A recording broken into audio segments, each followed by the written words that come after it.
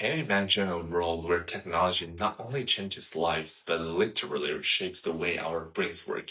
Recently, the company Neuralink has been developing brain implants that can help disabled people control devices with just their minds.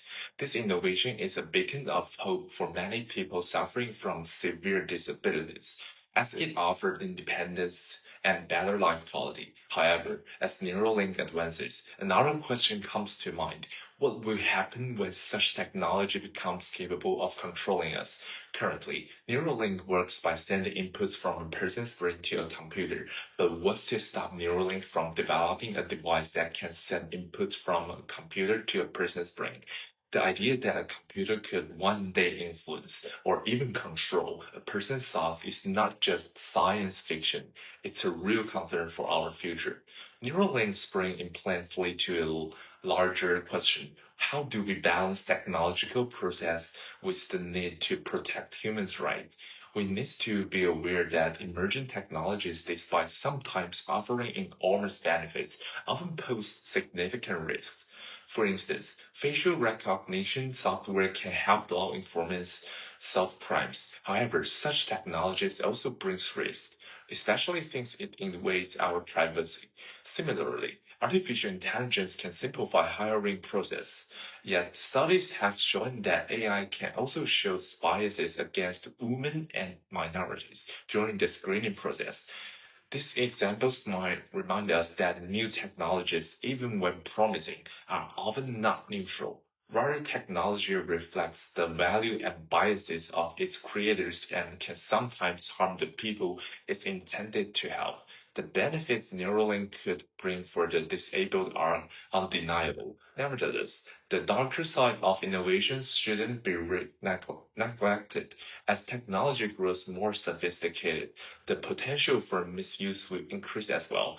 The possibility that there might be soon a technology that can control human thoughts, challenging our personal autonomy, is highly concerning. Such a serious risk is one that we have to address head on. So, how can we balance progress with human rights? Several approaches might work.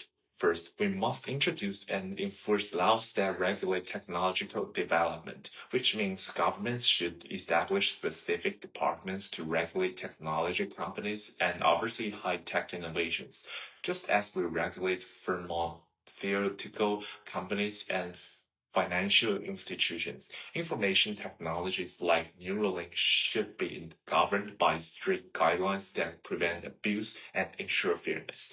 In addition to stronger regulation, the tech industry must embrace inclusivity. When the teams behind groundbreaking technologies are diverse, they are more likely to consider a range of perspectives, which can ensure that innovations serve everyone fairly. By actively working to include women, minorities, and other underrepresented groups in technology development, companies can reduce inherent biases. Promoting inclusivity will not only lead to more equitable products, but also foster a culture of ethical responsibility within the high tech industry. Educating ourselves about the impact of new technology is important too. Through education, more people will realize that have the rights to demand transparency and ethical practices from tech companies and free workers. In conclusion, while Neuralinks offer a glimpse into a future or incredible possibilities, especially in offering autonomy to severely disabled people, Neuralink also presents a possible future challenge in how to ensure that technological progress does not come at the cost of our freedoms. We must act now by pushing for responsible regulations, inclusivity in the tech sector, and vigilance about the misuse of emerging technologies. Through these steps, we can develop technology that actually serves everybody while also protecting and strengthening essential human rights.